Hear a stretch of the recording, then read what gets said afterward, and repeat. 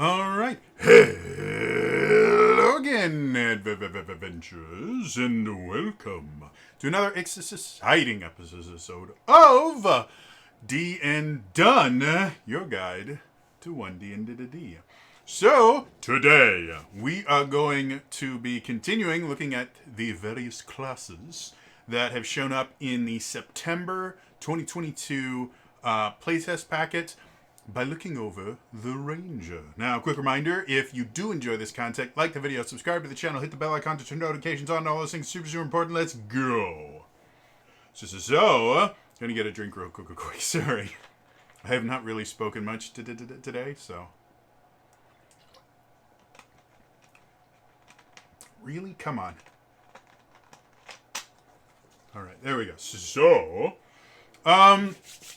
The Ranger. The Ranger has been a problem in 5th edition.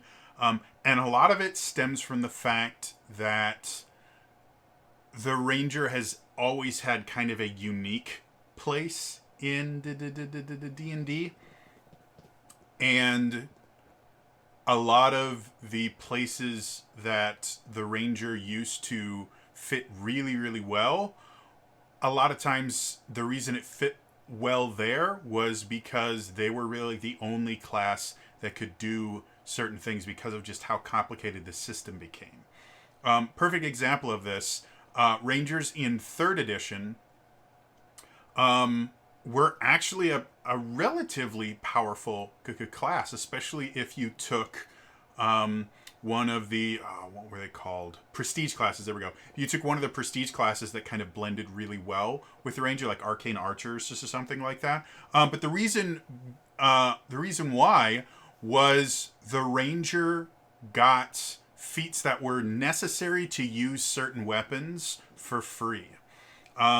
Specifically, there were 2 different flavors of Ranger, which is always how it's been since the Ranger was first introduced, I believe, in 2nd edition. I don't think they had a Ranger in 1st edition, but if I'm wrong, let me know in the comments down below. Even if they did, the 2nd edition version of the Ranger is really where it started to kind of come into flavor and everything. And you generally had 2 different flavors of Ranger. You had 2 fighting Ranger, or you had Ranged Ranger. The Bow Ranger is generally what it was called, because Ranged Ranger just feels weird to say. When you get to 3rd edition, I have made mention before of my dislike of the 3rd edition just in general. Not so much because the system itself is bad. It's not. It's just a very rules-heavy system. My dislike for the system comes from the people that are adamant that it is the best version of D&D on the that has ever existed. It's not. It's one of the worst. And the reason I say that is the reason D&D started to show decline was twofold. One, 3rd edition destroyed a market for new players.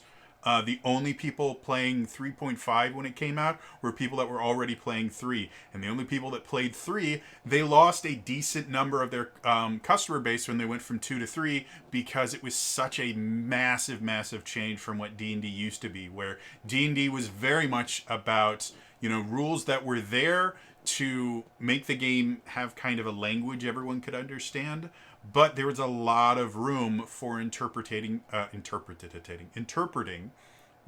rules and adding flavor to them to be able to do fun stuff and create unique characters. 3rd edition got rid of all of that, and everything had a rule. Every single thing you wanted to do had a rule, and that meant if you wanted to flavor something, well, you had to be very careful about how you flavored it, because if you flavored it in a way that there was already a rule for, it was no longer just, oh, I'm going to do this because it sounds cool. It's going to be, well, you can't do that because there's a rule in here that makes it difficult to do that, and there are subsequent feats or character abilities or skill features that make that easier to do. So if I let you do this just for flavor, that means I am underpowering and devaluing all these other things that were created so that people could still do that, but now they have to take a feat to do it. So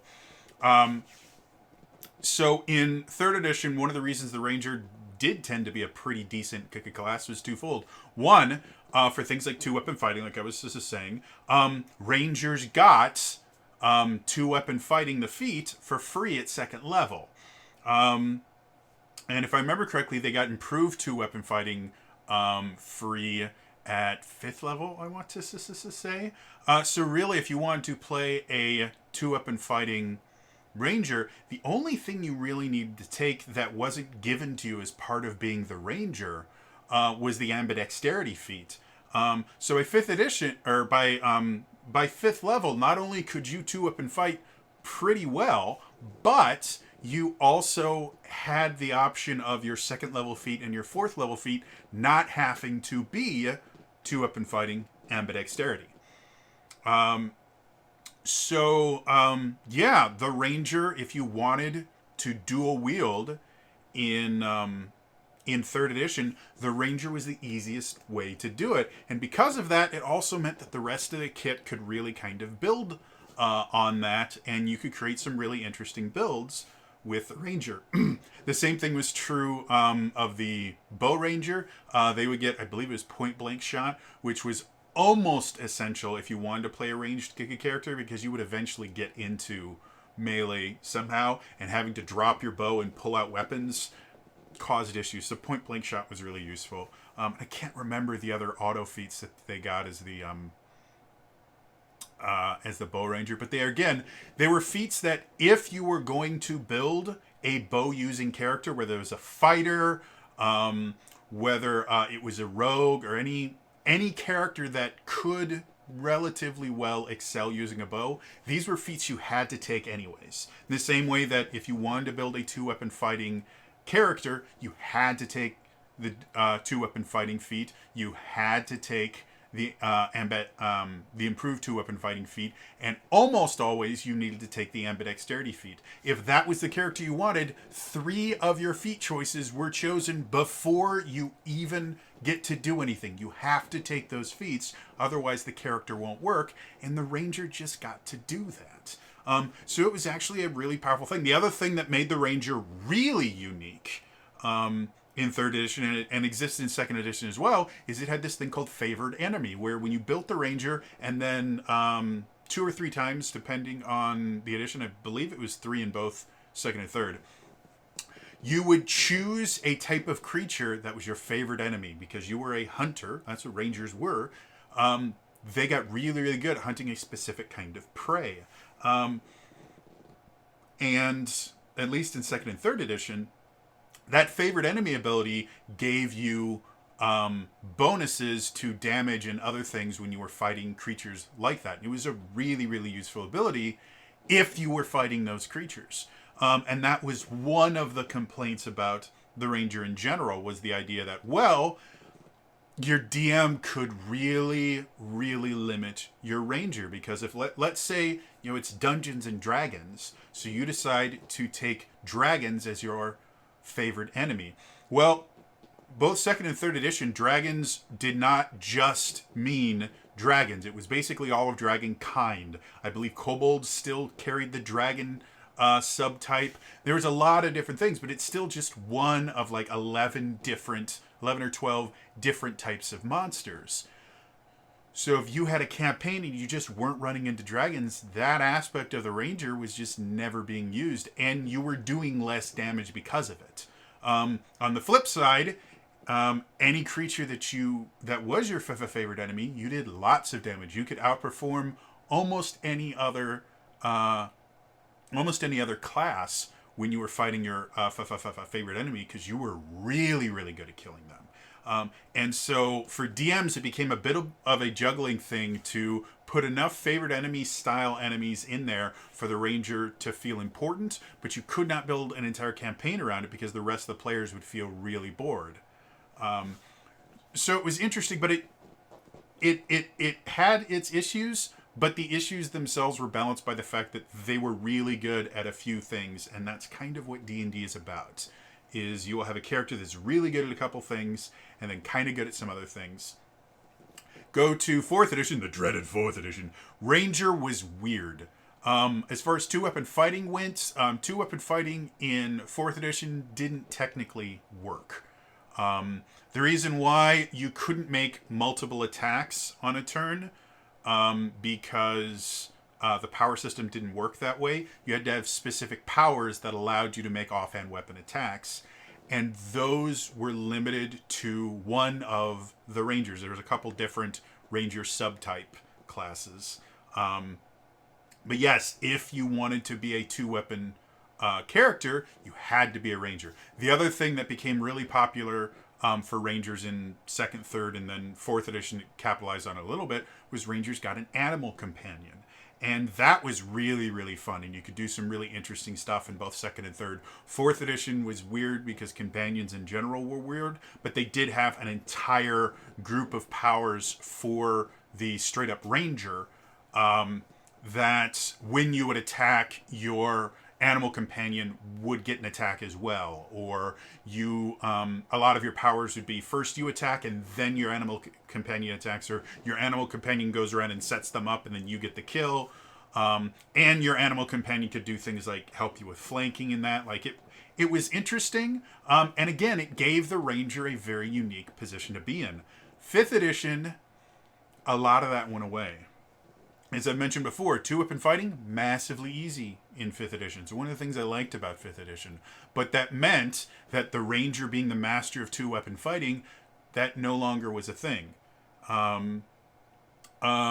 Range fighting as well there was a lot more you could do with range fighting in general.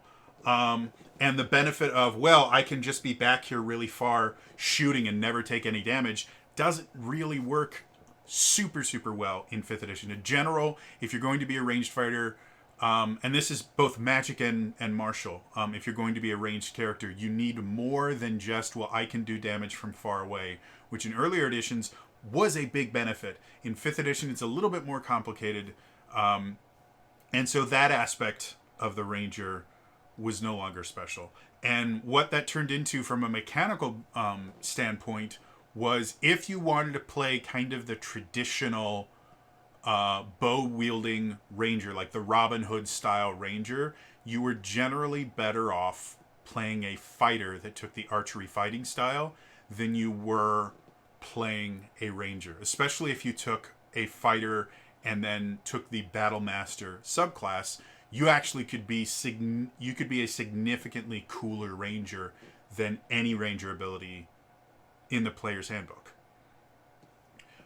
Same thing about two-weapon fighting. If you wanted to two-weapon fight, again, you could do it as the Ranger, but because the Ranger relies so much on Hunter's Mark in 5th edition, a lot of times you just really weren't able to get your offhand weapon attack, whereas, again, a fighter with a two-weapon fighting style could do a lot more. They got more attacks. There were more things that they could do, and depending on the subclass that you chose, they just got better and better and better. And so really the only thing that was special about the Ranger in 5th edition was favorite enemy, which they completely nerfed. And one of the subclasses, the Beastmaster Ranger, got that companion back. You know, that really cool thing that all the way from 2nd through 4th edition, there was super unique, cool things that you could do with your Beast Companion. 5th edition, there weren't.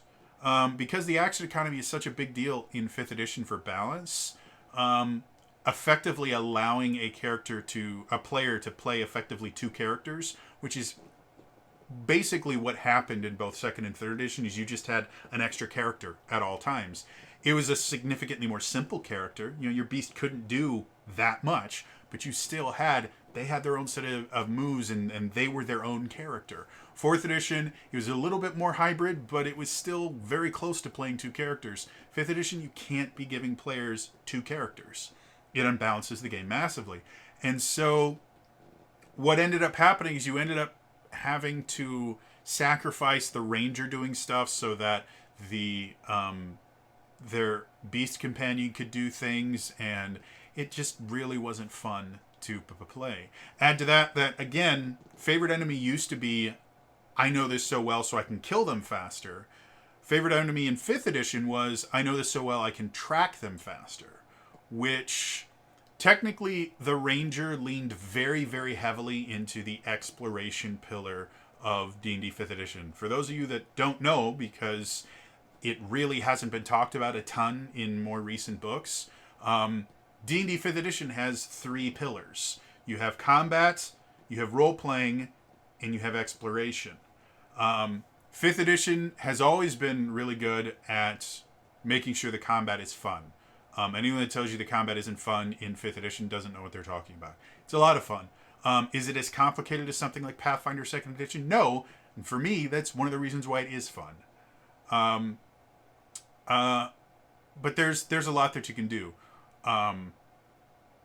The role-playing aspect of the role-playing pillar, they tend to support pretty well with their adventure modules and their campaign settings, where they put a lot of lore into it. But the exploration pillar was dropped pretty quickly. Really, the Sword Coast Adventures Guide, the first supplement to D&D 5th edition, I think they tried to play with the exploration a little bit in there by giving a lot of lore behind wilderness areas and things like that to kind of give people places they could explore, but they've never really expanded the rules or given you anything new about exploration. And the Ranger themselves was meant to really fall heavily into the exploration tier, or the exploration pillar of 5th edition. And because of that, it just didn't work well, because Wizards didn't really do much with the exploration pillar. Players didn't really do much with the exploration pillar. So Favorite Enemy was an exploration ability that no one used. And again, now Rangers no longer do extra damage to certain creatures. So they're no longer able to outdamage other classes, or really keep up with the damage of other classes. They're no longer the best 2-weapon fighters. That goes to fighters. And in rare instances, things like paladins can massively outclass a dual-wielding paladin, massively outclasses a ranger. Even things like, wizards using swords and stuff like that could technically fight better than rangers in certain situations. And the ranged aspect was also, no, fighters are better rangers in general. So with 1D&D, now that we're almost 20 minutes into this damn video, so for 1D&D, the Ranger 100% needs some changes made to it. Tasha's Cauldron of Everything was a step, everything was a step in the right direction, where they did make some changes to make the Ranger a little bit more fun, but it still doesn't really have a place in D&D 5th edition. The basic rule of class design in 5th edition is every class is designed to play very, very differently right from the beginning. That's where the defining features thing that I talk about all the time comes from. It's this idea that the defining features should be what makes the character unique. And the Ranger really didn't have any defining features that made them play differently. They just felt like an underpowered fighter. So that's what we're hoping to see with the Ranger. Now, making the Ranger an expert, we'll see how it works. Tasha's Cauldron of Everything did give the Ranger expertise. So I'm thinking that's probably where they got it from, and why they made the Ranger an expert as opposed to one of the warrior classes. But let's actually dive into it now that we're 20 minutes in. So, creating a Ranger. First things first, the Ranger itself, class group expert, primary abilities, dexterity, wisdom. So again, they're doing that thing that I mentioned with 4th edition, which is back on my shelf now. That thing that they used to do in 4th edition, where they go, no, this is what you're going to be doing. This is the actual the thing. Which I'm totally fine with. And as you can see, they have 2 primary abilities now. Dex is going to be their attacks. Wisdom is going to be their spellcasting. Makes perfect sense. Creating a Ranger. Hit points, D10, same thing as before. Saving throws, strength and dex, skills. And again, just like the Bard, they tell you what skills you're supposed to be using, and then they go, or choose 3 from blah blah. But the skills that they say are athletics, stealth, and survival. I'm actually kind of surprised that they don't. Do they not have that in? It's been a while since I've played my ranger, to be honest. But they can't choose acrobatics. They can't choose acrobatics in 5th edition either. Interesting. I don't know if I got acrobatics from a background or what for my my ranger. Maybe I just don't have it. Anyways, so yeah, I mean standard stuff that you would expect to see in it. Weapons, simple and martial weapons, so literally everything. But they have no tool proficiencies. And then armor training, light armor, medium armor, shields. However, probably the biggest change I wasn't expecting was with the starting equipment. Starting equipment for the ranger normally is you choose between scale mail, leather armor, the 5th edition version, scale mail or leather armor. So scale mail is medium armor, leather armor is light, 2 short swords or 2 simple melee weapons, a dungeoneer's pack or an explorer's pack, and then a longbow and a quiver of 20 arrows. That's what the 5th edition ranger was. 1 D&D, you get arrows, you get a single scimitar, okay, you get an explorer's pack, you get a short sword, okay, you get a longbow, you get studded leather armor, and then a quiver and 8 gold pieces. For those of you that are unaware, studded leather armor is basically just upgraded leather armor. That's all it is. That's all it's ever been. But the historical weapons experts, or the historical war experts in this, will be very, very quick to point out studded leather armor doesn't exist. Studded leather armor has never existed in history ever. The way it's described in D&D is basically there are little metal studs in the armor itself that reinforces the armor. Basically, you add a little bit of metal to your armor, and it gives you a higher armor class. That's not how armor works, unfortunately, and shoving a bunch of chunks of metal into leather armor would not make it work better. So studded leather armor has never been a thing, but it has always existed in 5th edition, and is always existed in D&D. And there are various theories as to where Gary Gygax got the idea for studded leather armor. A lot of people think it might have been he was looking at a gambeson, which a gambeson was actually a remarkably useful bit of armor, and it literally was a stuffed shirt. Effectively, it was padded cloth armor, but because there was so much to it, not only would it cushion blows really, really well, but if you cut into it, you would be cutting into layers and layers of cloth, and you would have to cut really, really deep to ever get to the person that you were trying to stab. It was really good against edge and slicing weapons. It was really good against thrusting weapons. Even when you were wearing something like a breastplate or, heavier metal armor, a lot of times you'd have a gambeson underneath that for cushioning. And again, if it got through the plate, which was not incredibly difficult to do, there was a lot of different things that could get through plate armor. It wasn't going to be getting through the gambeson. Well, gambesons themselves looked really weird, and they looked like you're wearing like an upholstered chair, and so they would have these things to keep, these little kind of stud button things that would kind of go over the cloth to kind of attach it to the undershirt and everything like that.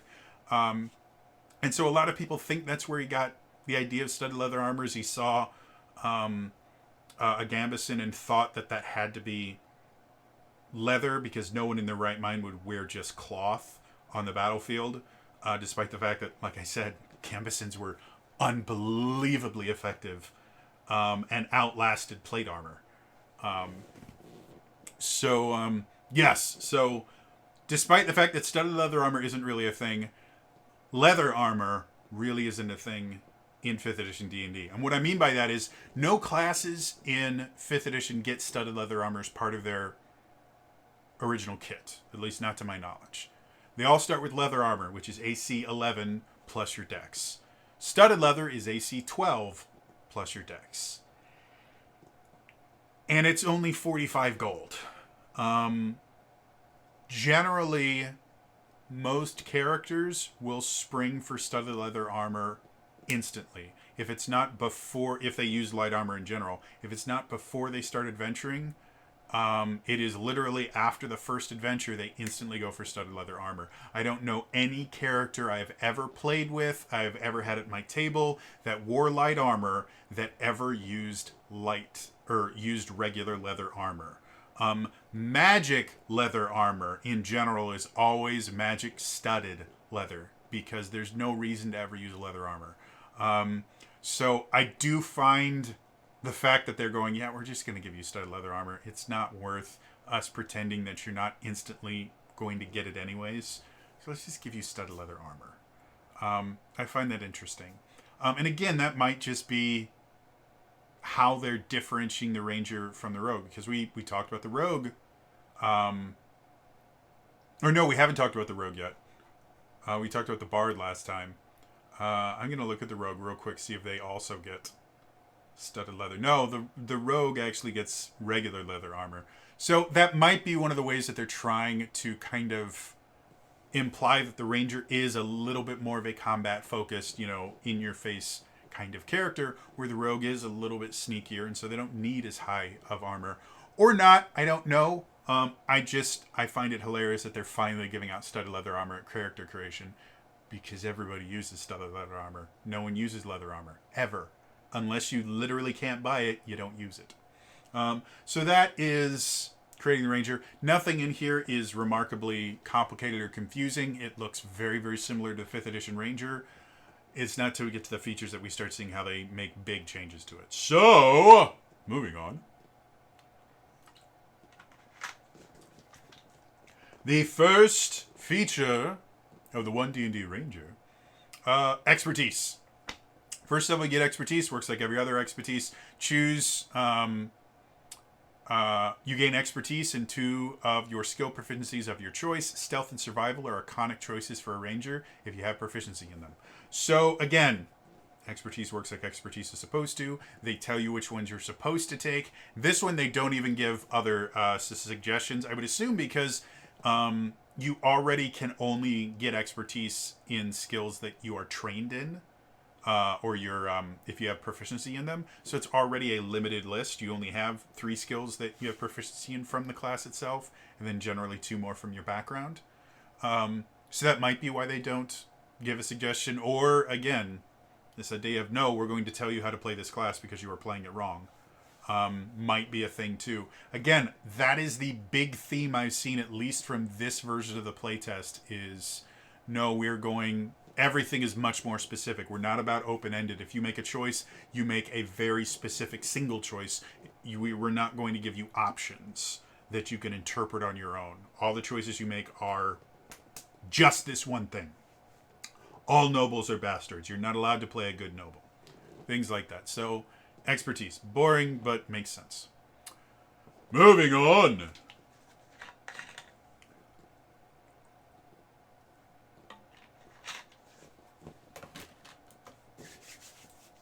The second first level feature is Favored Enemy. Now again, we talked about this before. Favored Enemy used to be something that was really cool, really unique to the Ranger. In 5th edition, they nerfed it completely, turned it entirely into Favored Enemy lets you track them easier and think up knowledge about them easier. 2 things that players almost never do in 5th edition D&D. They just don't do it. So how do they change Favored Enemy for 1D&D?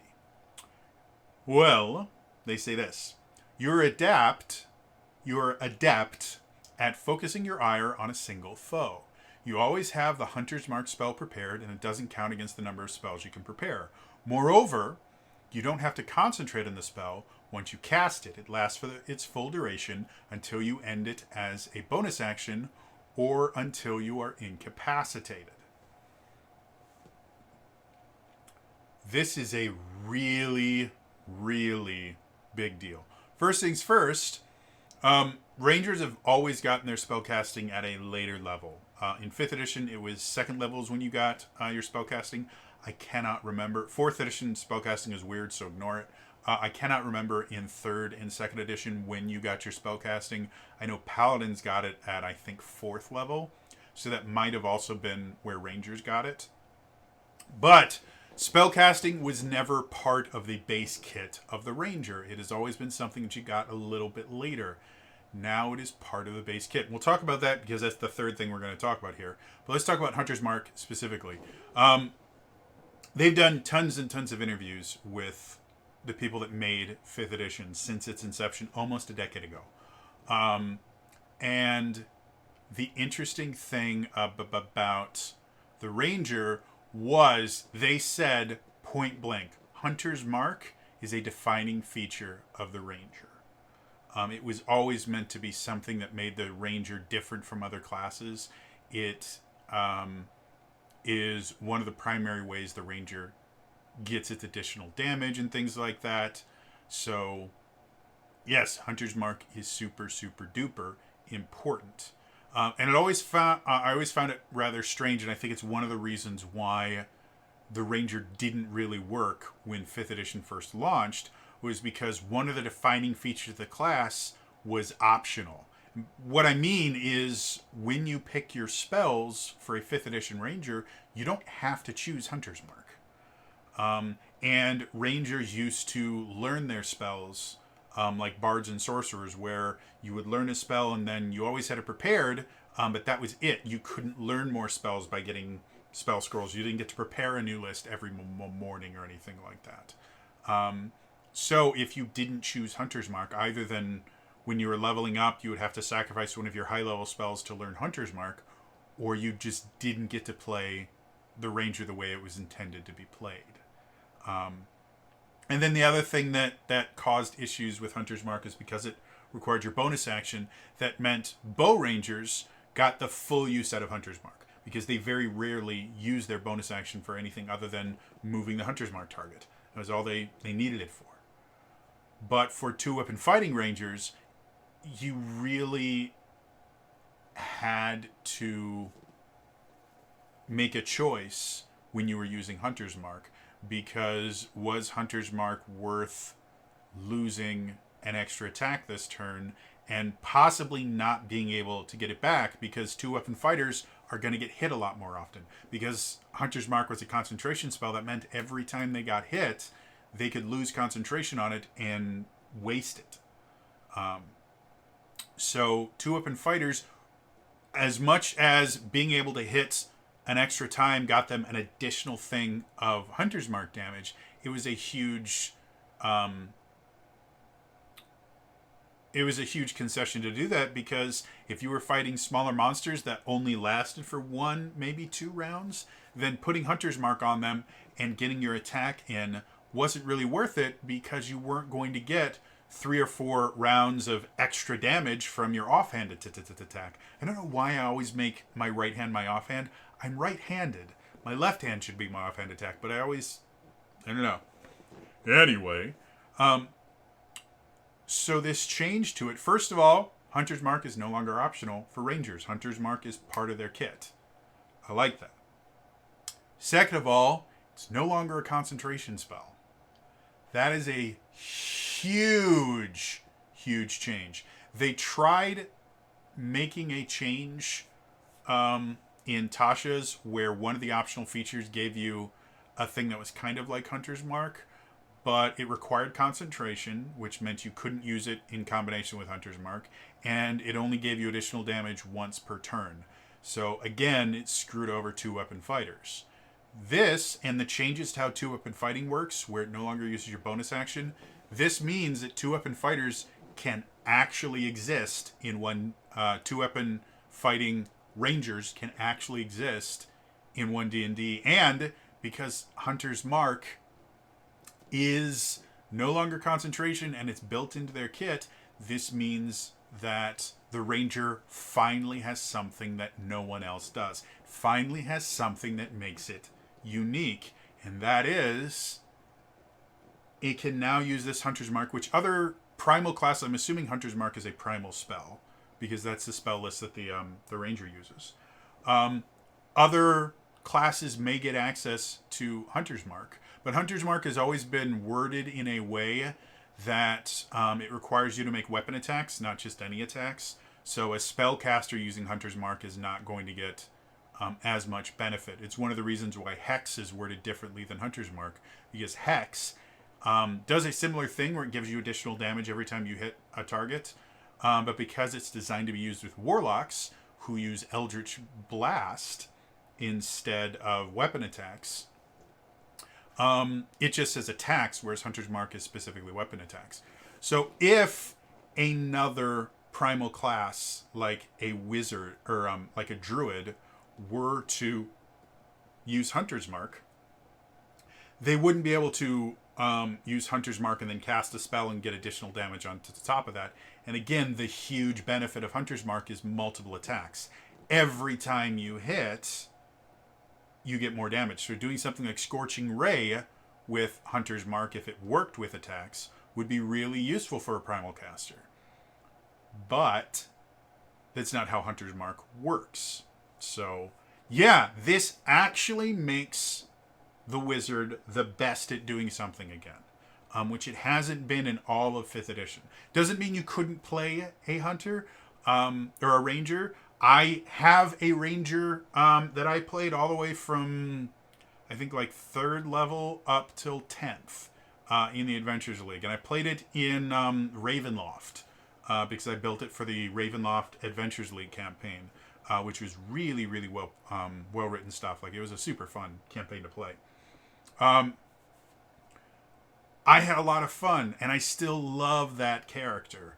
But it's because I know D&D 5th edition really, really well that I was able to make a character that was fun to play. I have a ranger in one of my games right now who's having a blast with it. They're unique enough. They're a barbarian ranger. Yeah, I know. It's as weird as it sounds. But they have an absolute blast doing it. And they even get to do, I think it's called Horizon Stalker. The ones that are really into rifts and elemental planes and stuff like that. Rift Stalker, there we go. It's a cool class, but it was never the best at anything. And every class should be the best at something.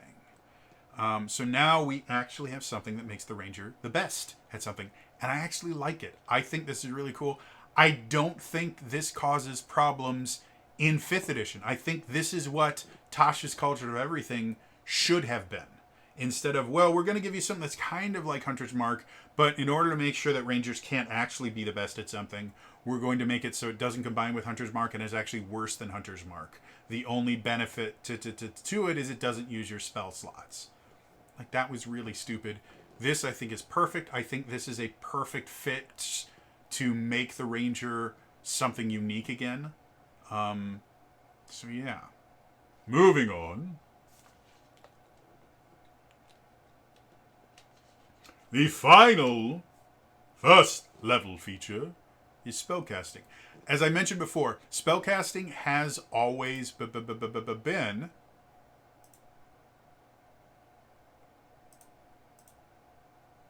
sorry, just looking over. I just got an email and I had to look it over real quick. Sorry. Spellcasting has always been just something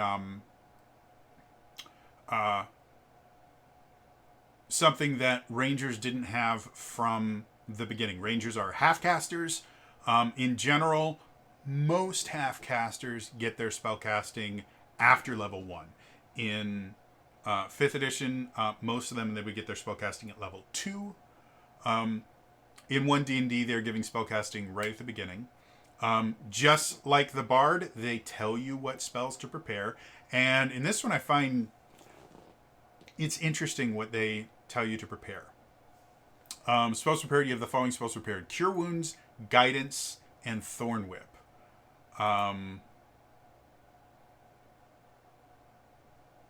First of all, Rangers... 5th edition Rangers don't have access to cantrips.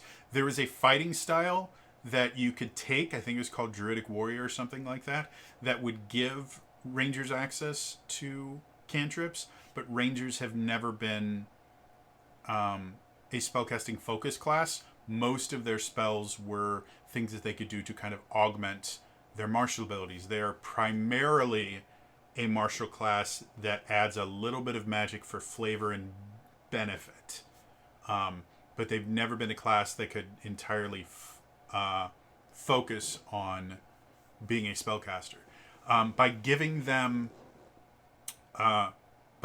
access to cantrips, theoretically you could build a spell using Ranger.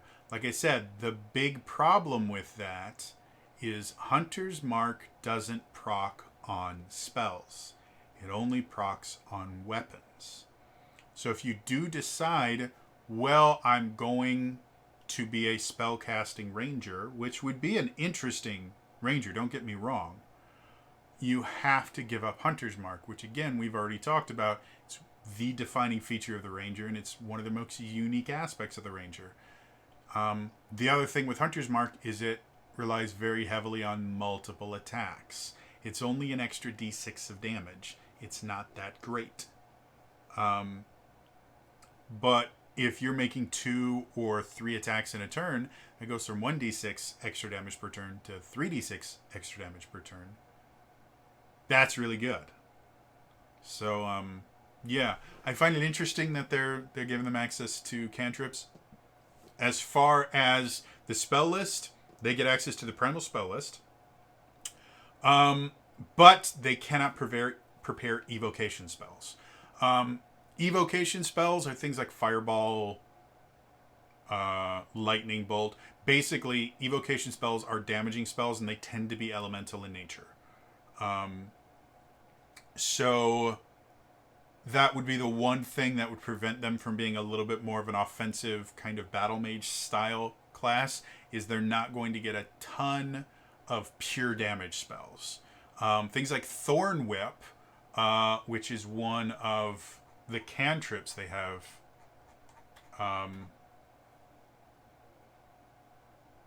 Cantrips they have listed. I really quick want to look at. So Thorn Whip. I just saw it. So it's Transmutation. Shillelagh is another Transmutation one.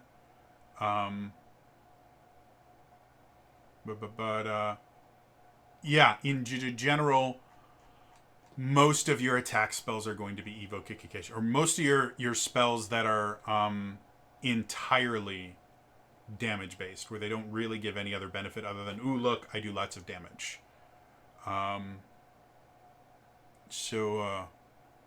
Yeah. So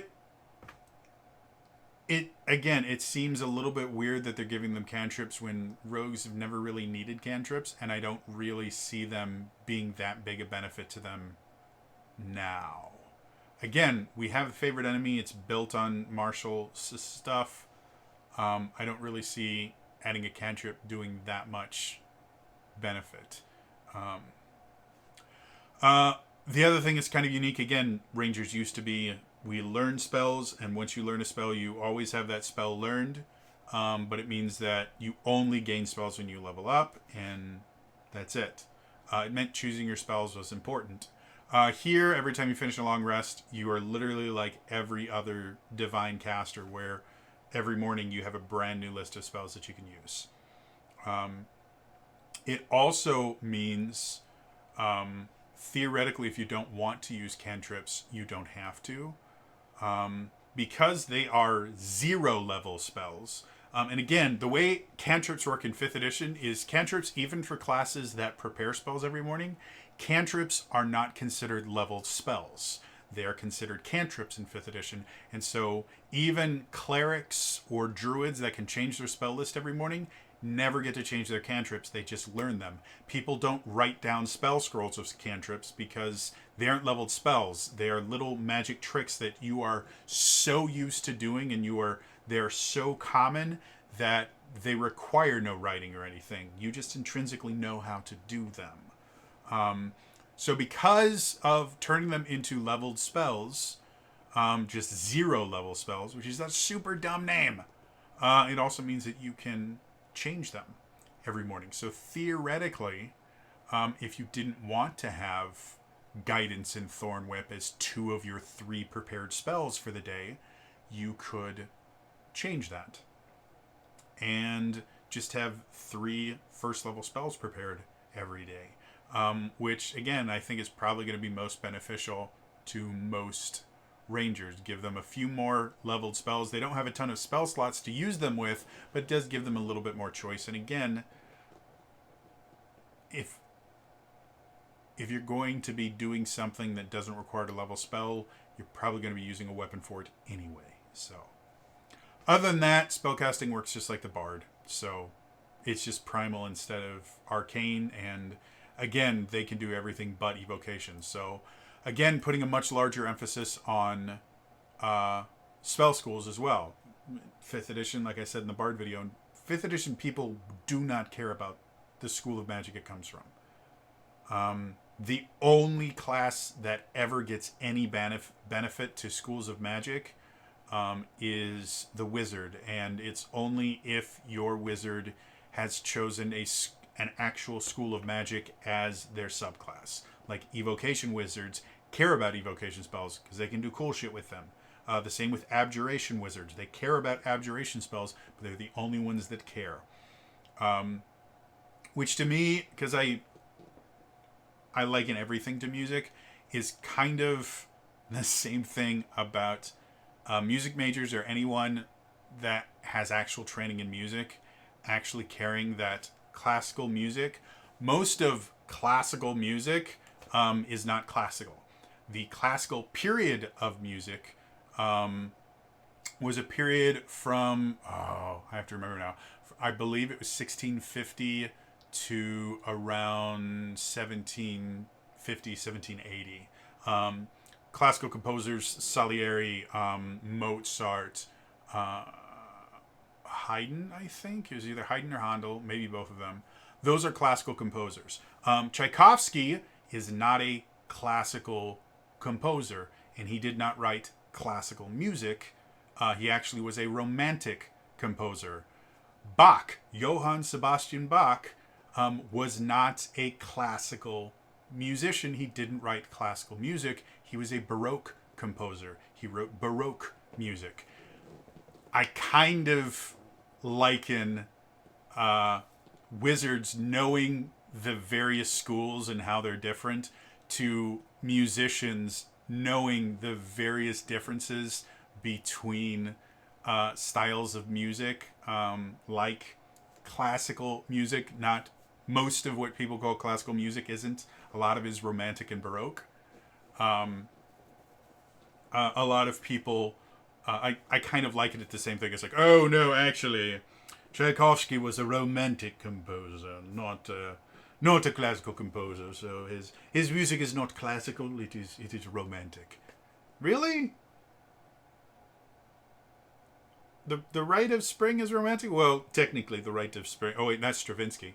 The Rite of Spring technically was at the tail end of the Romantic period, and a lot of people will not consider Stravinsky a Romantic composer as much as he was an early 20th century composer.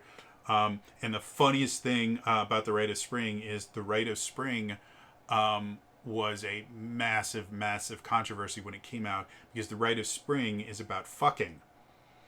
And if you've ever watched Fantasia, they one of the sections is the Rite of Spring, the one with all the dinosaurs and like the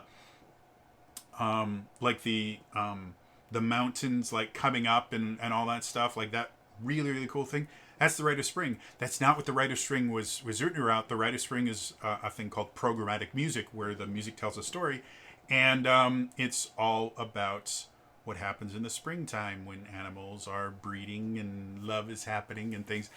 That's what the Rite of Spring is. And if you listen to it understanding that it's about banging, the whole song changes. And I kid you not, there were newspaper reviews and stuff about the Rite of Spring that talked about how vulgar it was, how women were fainting in the audience because of just how vulgar and disgusting the song was. And now we have things like Wet Ass Pussy. Um, and no one listening to modern music would think The Rite of Spring is vulgar in any way, shape, or form. But at the time, The Rite of Spring by Igor Stravinsky was the wet ass pussy of its time. I kid you not. So anyway, enough about my little rant about spell schools. That's how spellcasting works. Let's move on before this turns into a 7-hour video. All right, moving on. Second level, you choose a fighting style. As I mentioned in the feat video, feats or fighting styles are now feats, but they are limited to the warrior class or the warrior class group. The second level ability kind of fixes that. You have honed your martial prowess. You get one of the following fighting style feats for of your choice: archery, defense, or 2-weapon fighting. Whenever you gain a feat at later levels, fighting style feats are among your options, even though you aren't a member of the warrior group. So you get a feat for free, which is, again, one of the reasons I'm not super fond with the fighting styles being feats now. Because it's not like, well, yeah, you have to choose them as a feat. Now it's like, well, you can choose them as a feat, or we're going to give them to you for free anyways. And giving out free feats was never something that was a part of 5th edition. Also, the fighting styles aren't really feats. Feats, again, in 5th edition are designed to massively change how you play your character. Fighting style doesn't. It just kind of gives you one benefit. So the other thing, that's the only thing you get at second level, which I find a little bit weird because second level feels really, really weak at that point. And then third level, choose your subclass. So yeah, we'll be talking about the one subclass they have in here, the Hunter, but it's almost identical to the Hunter Ranger in 5th edition, which is fine because the Hunter Ranger works. To be blunt, it works relatively well in 5th edition. That is the Ranger that I built when I made my Rangers. He's a Hunter Ranger, and it works fine. It's not great, but if you understand the system, it works perfectly fine. So moving on.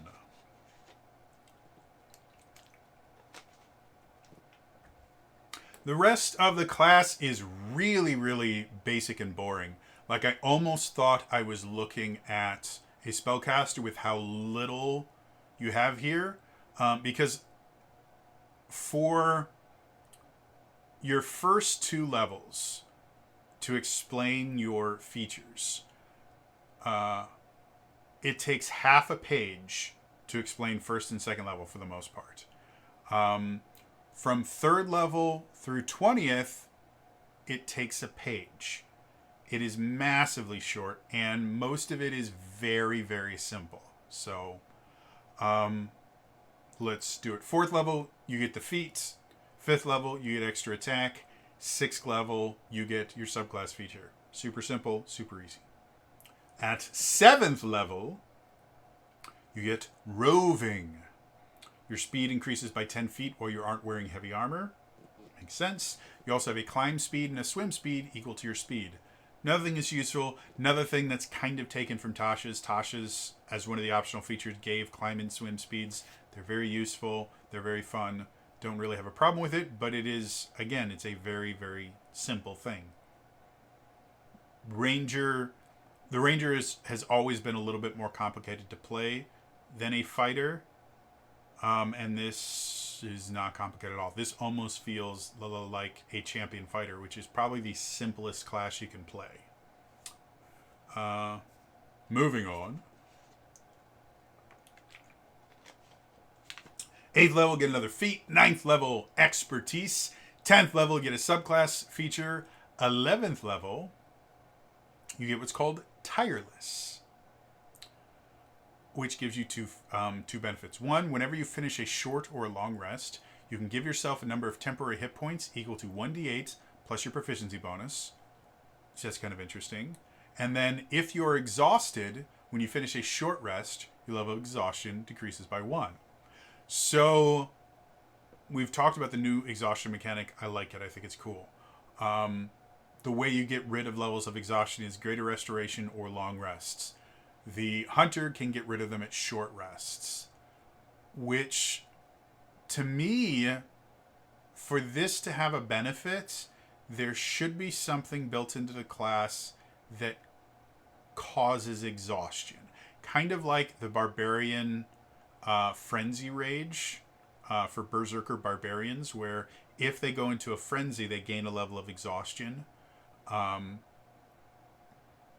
Exhaustion itself, or giving a character an ability to get rid of levels of exhaustion, I think should be prompted by the fact that something in the class allows them to earn levels of exhaustion.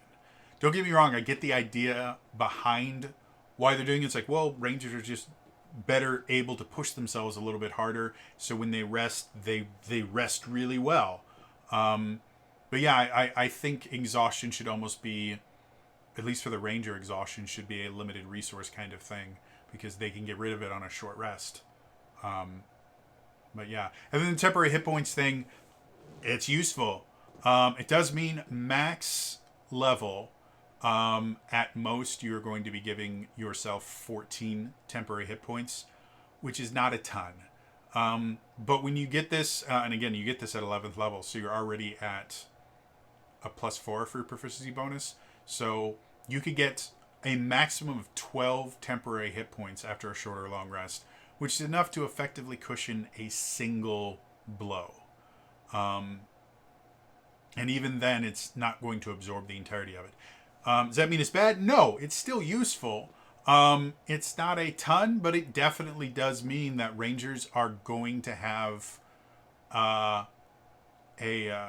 incentive to use short rests more often than other classes. The ranger has never been a really short rest heavy class. The two classes that tend to be really, really intent on using short rests are the warlock and the monk, and eventually the bard as well, because they get some of their limited resources back on a short rest.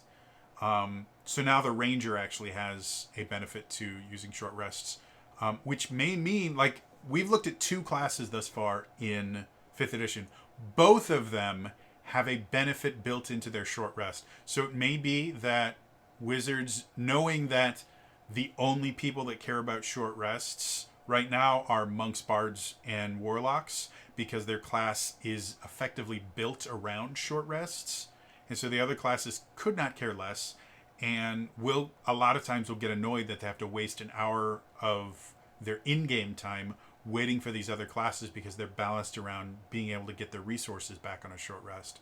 So it may be, in order to fix that, they're now giving benefits to most, if not all, the classes for short rests, which I think is a good thing. Again, if you don't have one of those classes in your campaign, in general, your players don't take short rests. It's very, very rare that I see players using short rests to heal, despite the fact that it's an incredibly viable way to use short rests. It just doesn't happen that often. So yeah, I like the fact that they're giving short rests. Now, making it a tier 3 ability, maybe not. I kind of would have liked to see Tireless show up a little bit earlier. Maybe give the decrease exhaustion at 11th level. But the temporary hit points thing, putting that in even as a 2nd level thing and making it a D4 plus your proficiency bonus would not make it overpowered in any way, shape, or form, but again, would give you something other than, hey, look, now you can add your modifier to damage on your offhand attacks. Yay! So now, obviously, you're going to use 2-weapon fighting more. No, you were using 2-weapon fighting before. This just makes it slightly better. The same way that the archery fighting style, yay! You get 2 extra points of the damage. Now you will actually use your bow, whereas before you weren't using it at all. No, you were using the bow before. It just makes it slightly better. So yeah. Overall, I don't not like it. I'm not particularly fond of the fact that it's an 11th level ability, but It is what it is. And again, it makes the Ranger play and feel a little different, which is good. Moving on.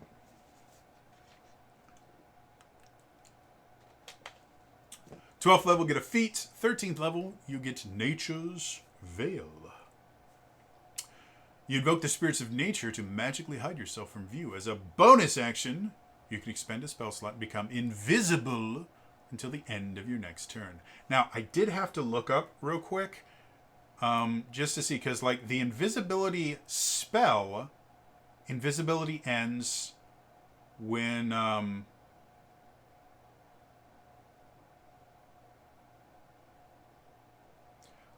invisibility ends with the invisibility spell as soon as you try to make an attack or something like that. Basically, if you affect someone else, invisibility ends. For this, because it's not the invisibility spell, it's you become invisible. You use a spell slot, but you become invisible.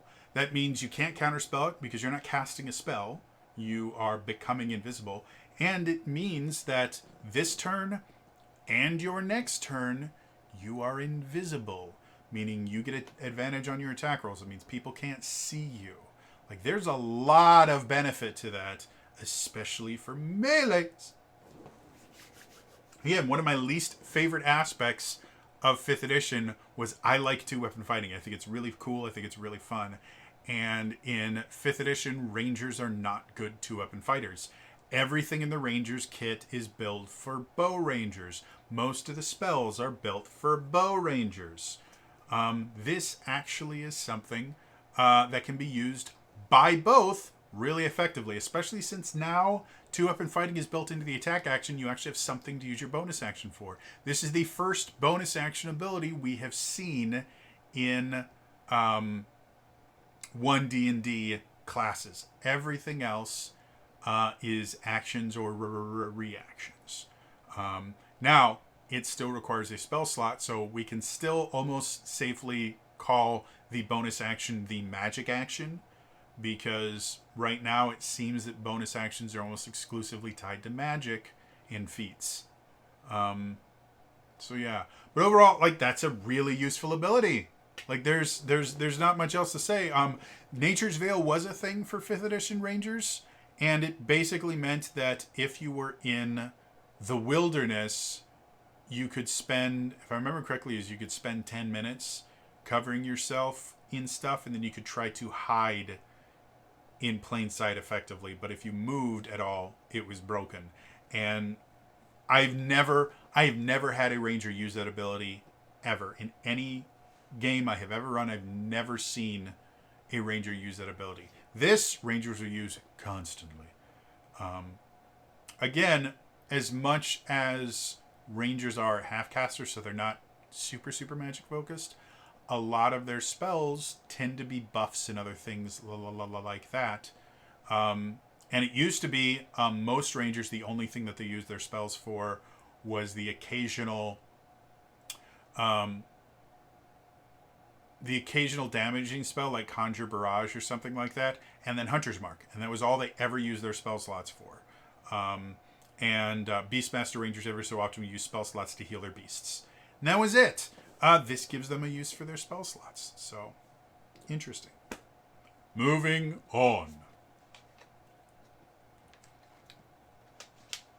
14th level, subclass feature. 15th level, Feral Senses. Basically, you get blind sight with a range of 30 feet, which is very useful, but still very simple and basic. You can see things for 30 feet even when you're blind. 16th level, you get a feat. There's nothing at 17th level, because I think that's when you get access to your 5th level spells. Yep. So that's when you finally get access to 5th level spells. And then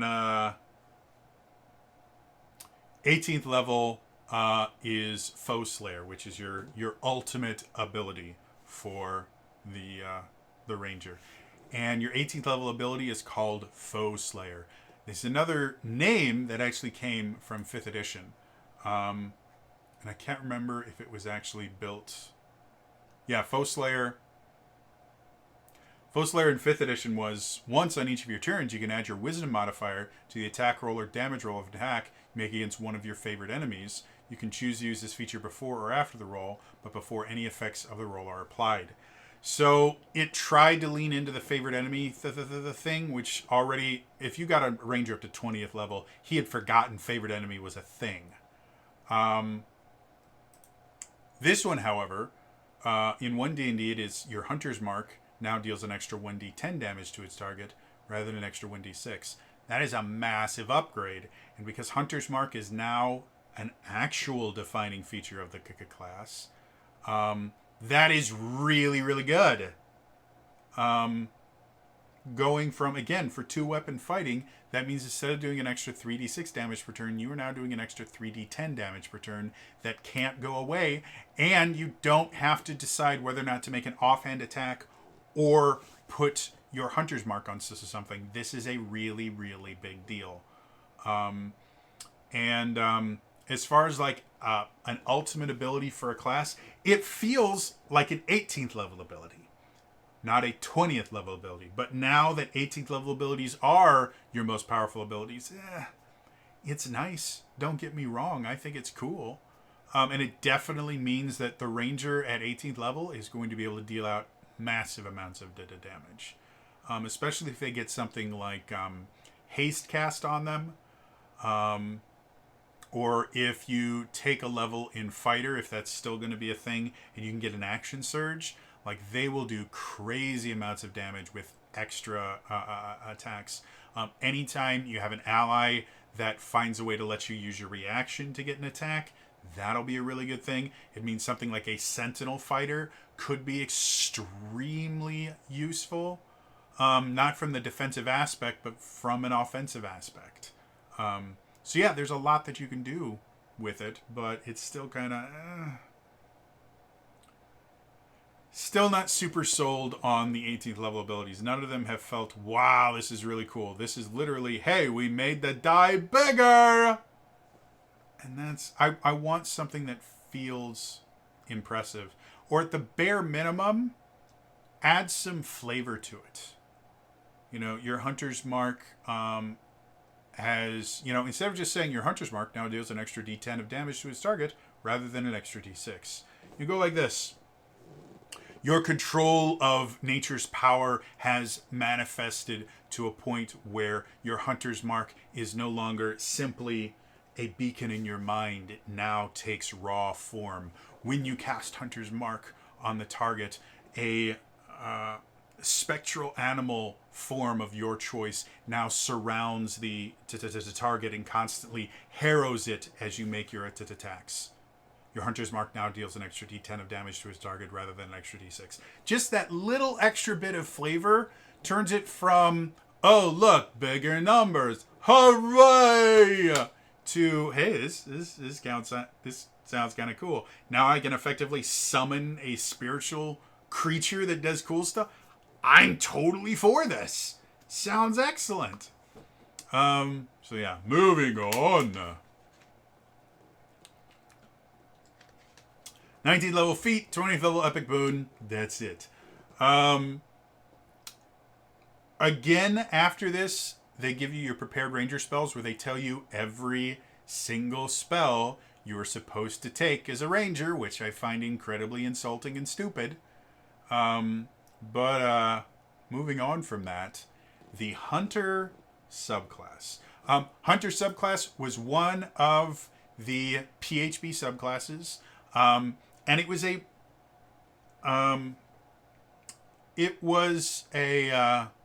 it looked simple. It was a little bit more complex than it actually looked, but it was really easy to just do extra damage with it, and it was fun. The 1D&D version of the Hunter is remarkably similar. So the first thing you get at 3rd level, you get Hunter's Prey.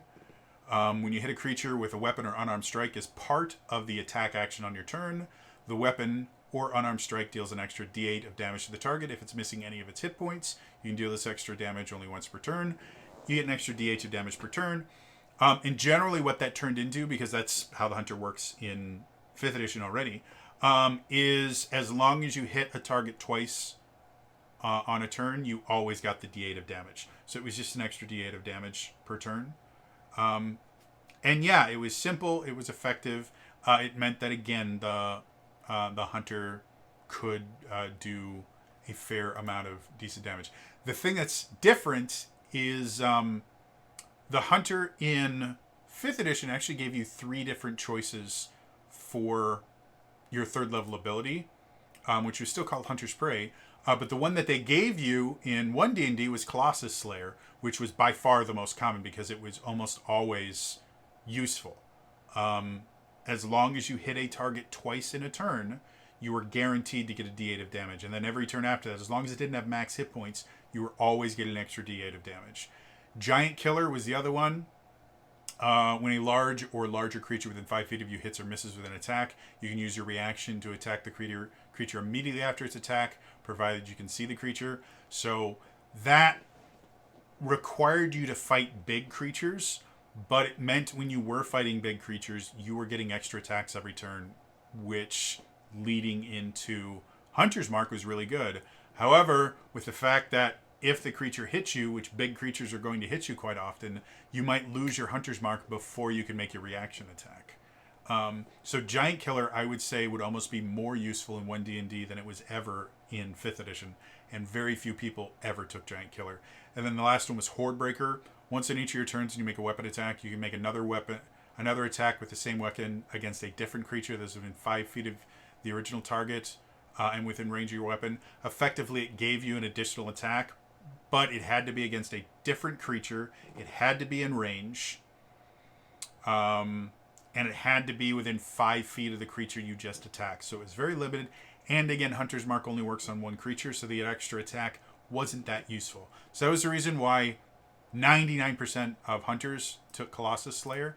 And I would assume that's why instead of giving you a choice of what to take at 3rd level, they just went, no, we're just going to give you Colossus Slayer. It makes sense. So it's a useful ability. I liked the choice built into the hunter. I thought it was more fun. And again, if you built the character correctly, you could take advantage of Giant Slayer or Horde Slayer. You just had to really build the character in a specific way to do it. 6th level, you get Hunter's Lore. While a creature is marked by your Hunter's Mark, you know whether that creature has any immunities, resistances, and vulnerabilities. And if the creature has any, you know what they are. I mentioned before, knowledge is power. This can be very, very useful. But, at least in 5th edition, vulnerabilities are almost non-existent. They just, so few creatures ever use them because they change things so massively as far as damage is concerned, because it was just double. Whereas like 4th edition, you would get like vulnerable 5 frost. It meant anytime you took frost damage, you take an additional 5 points of frost. Things like that.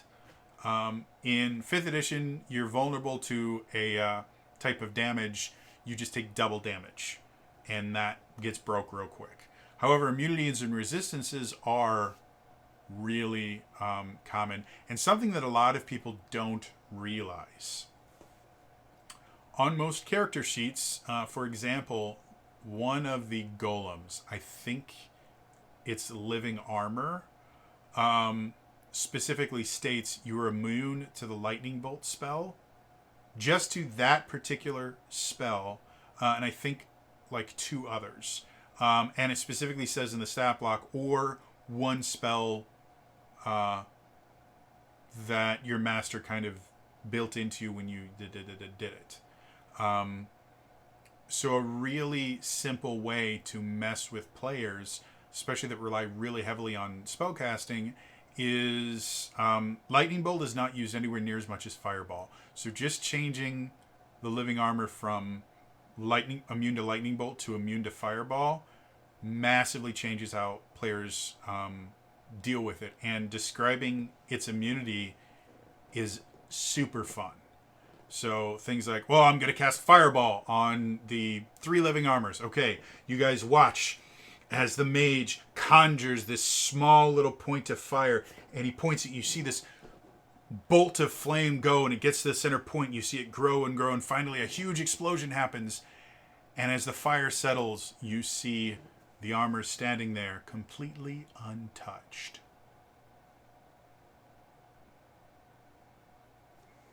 that messes with players. So with something like that, because it's listed as immunity, as soon as a ranger would hunter's mark one of them, they would find out instantly, hey, they're immune to this spell.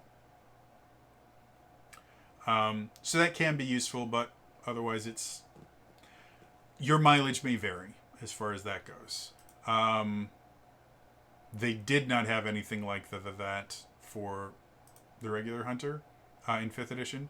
10th level, you get what's called multi-attack. This is the one that feels really, really limited to bow rangers.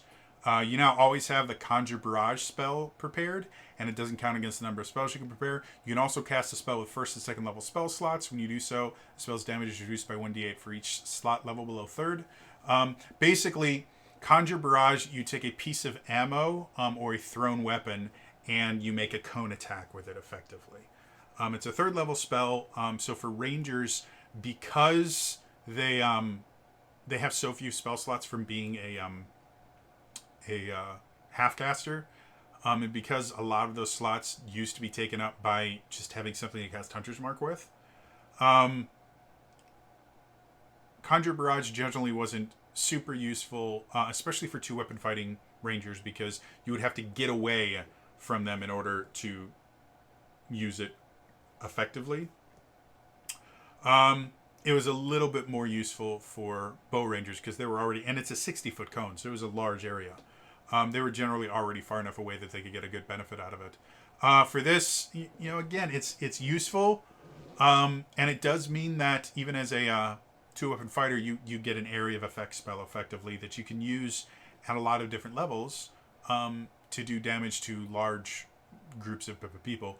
But 5th edition doesn't really throw large groups of enemies at you. It tends to be relatively close to the number of characters on the battlefield, because again, action economy is super, super important. So putting 20 challenge rating 1 monsters against like a party of 5 level 10s is going to be very difficult for them, despite the fact that they're really low level monsters. Because they just have that many more actions, they can cause problems. So, yeah, interesting, but not so. Finally, 14th level, Superior Hunter's Defense. When you're hit by an attack roll, you can use your reaction to have the attack's damage against yourself, and you can redirect the other half of the damage to one creature other than the attacker that you can see within 5 feet of yourself. This is, again, almost exclusively good for 2-weapon rangers, not super useful for bow rangers, which by 14th level are probably 100 feet away when they are making their shots, because they can be. Maybe 200 or 300 feet, to be perfectly honest. So they're generally not going to be able to redirect the damage. However, having damage is always useful. So that's nice. And it does specifically say when you're hit by an attack roll. So anything that requires a spell save will not work for that. But I kind of almost want your 10th level ability to be a choice between Superior Hunter's Defense or multi-attack, and then just give something better for 14th level. Because again, multi-attack is mostly going to benefit bow rangers, and Superior Hunter's Defense is mostly going to benefit blade rangers.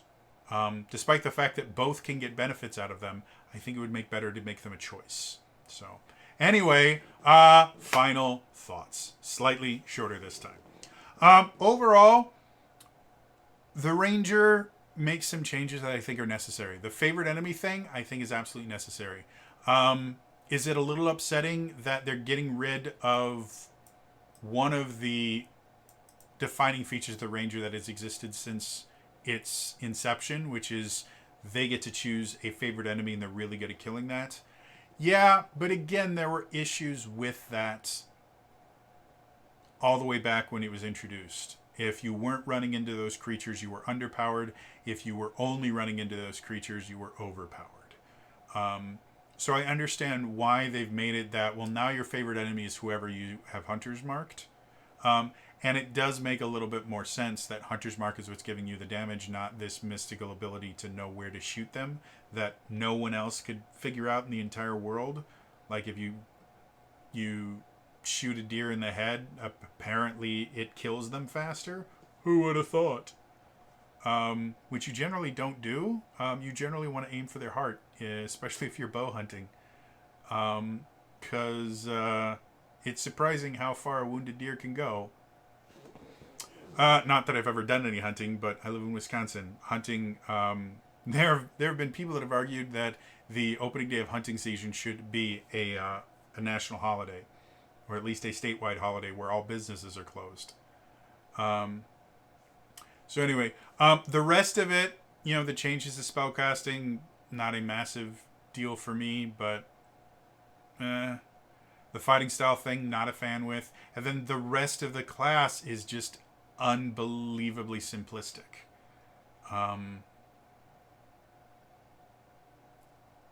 It doesn't feel right to me that the class is so simple. In general, because spellcasting is already simple enough, if you have a martial-based class, it should be more complicated in the class itself. And this isn't. Most of the abilities that you get, other than Nature's Veil, where it lets you use your bonus action to turn invisible, most of the rest of the thing you get is just, well, here's some bigger numbers. And that's it. It's not really complicated. You just have bigger numbers. So I'm not really a fan of the Ranger, other than the Hunter's Mark thing, which I may start doing in my games themselves. Just saying that, yeah, for Rangers, Hunter's Mark is no longer a concentration spell. Other than that, this feels really, really limited and really, really boring. But again, that's kind of the theme of 1D&D I've seen thus far, is when you choose your class, there is only one way the class plays. The way that we want it to play. And we're not going to allow you to deviate from it very much, to the point where we're going to choose your spells for you. All the way through the entirety of your leveling process, we will tell you what spells to choose. And if you don't want to do that, well, then you can learn your own spells on your own. But we are going to tell you how to play this class. And I really don't like the direction that this is going. I'll be interested to see the survey for this is already online. So if you go to Wizards website, you can actually go to D&D Beyond and actually find the link to it there too. But you can fill out a form and give them feedback on that this. But from what I'm seeing, everything about 1D&D is significantly more limited in that we are going to make sure you play the class the way you want it to. And the only justification I can think for why that is, I haven't talked about it a lot on here, but in general, in 5th edition, and this is just 5th edition, I'm not a fan of multiclassing. The reason being, the benefit you get from multiclassing 9 times out of 10 tends to be worse than the benefits you get from staying a single class and taking a feat for flavor, especially once you start getting into tier 3 abilities. There is no multi-class combination that can compare with most like 14th or 15th level abilities. The only time multi-classing is ever really viable is between the levels of about 5 and 8 or 9. Once you hit 10th level, your multi-classes start feeling underpowered. And then as soon as you get to tier 3 with 11th and 12th and 13th level, you start seeing the rest. And we've actually, in one of the games I run, most of the characters are multi-classed a little bit. And we had to add in a new player because we lost a few, and he came in as just a pure cleric, and his character is the only one that can cast. I think it's level 7 spells.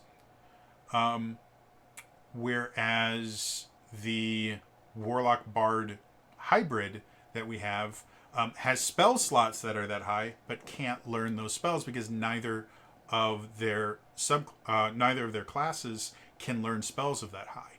And so they're starting to notice that this single class character outclasses them massively as far as magic is concerned. And because they are a warlock bard hybrid, they are the kind of main spellcaster for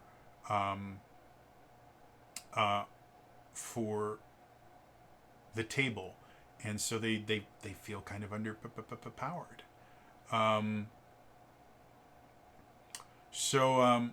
Yeah.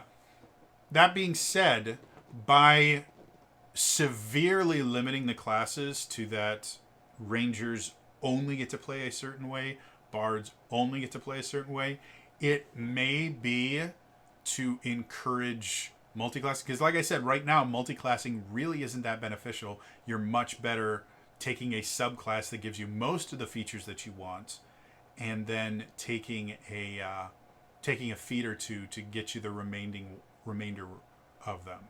It's generally just not a good idea to multiclass in 5th edition, because of how many different subclasses there are that just give you what you want without having to multiclass. So it might be that they're trying to change this so that multiclassing actually is something that's useful. I don't know. Thus far, most of the second level abilities I've seen, I've not been super impressed with.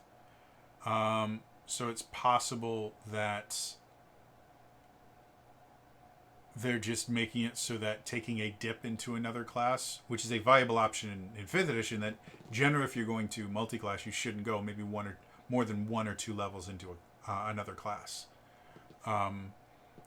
So this, like the Hunter's Mark, the favorite enemy thing for Rangers, that only takes 1 level of Ranger. So if you did still want to be the Battlemaster fighter with a bow, you can take 1 level of Ranger and get all of the useful benefits of being a Ranger, except for the 18th level ability. Which again, taking 18 levels of a Ranger just to get an additional, on average 3 points of damage is not that great. But yeah, so overall, I'm not liking just how limited all of these are. And again, this might just be the playtest that they're only showing you part of the class, and when it actually launches, they will have choices. Like in the 5th edition Ranger, every level of the Hunter, you get abilities at 3rd level, 7th level, 11th level, and 15th level for the Ranger, or for the Hunter Ranger, and each one has 2 or 3 choices that you get to make. Despite the fact that, it's a relatively simple class to play, you still get lots of choices, whereas there are no choices built into the Ranger at all. Even your spell choices are chosen for you. So it may be that they're only playtesting part of the Ranger. Maybe they're only playtesting part of the Bard, and when it actually launches, you will have levels where it's like you can choose this or this, and that might become significantly more interesting. But as of right now, other than the Hunter's Mark thing, the Ranger seems boring to me. It really does. Like there's nothing like, oh, that would be super cool. It's mostly just, well, here's some more numbers and bigger dice, and that's not fun for me to play. Some people, that is, rolling lots of dice and seeing big numbers is really, really fun for them. For me, it's not. I want to have choices that I can make. I want to have things that I can do. Again, my opinion, good design gives you choices. Bad design gives you right answers. And this just doesn't even give you right answers. This gives you only answers. So, anyway, that is going to be all for me today. As always, remember to like, subscribe, turn notifications on, all those things super important in the comments down below. What are your thoughts on 1D&D? Is it feeling, specifically the 1D&D Ranger and that, but 1D&D in general, is it feeling like the one in 1D&D is there's only one way to play, our way, or do you think I'm reading too much into that? Let me know in the comments down below. Otherwise, again, that's all for me today, and I'll see you guys in the next time, all right? Bye-bye.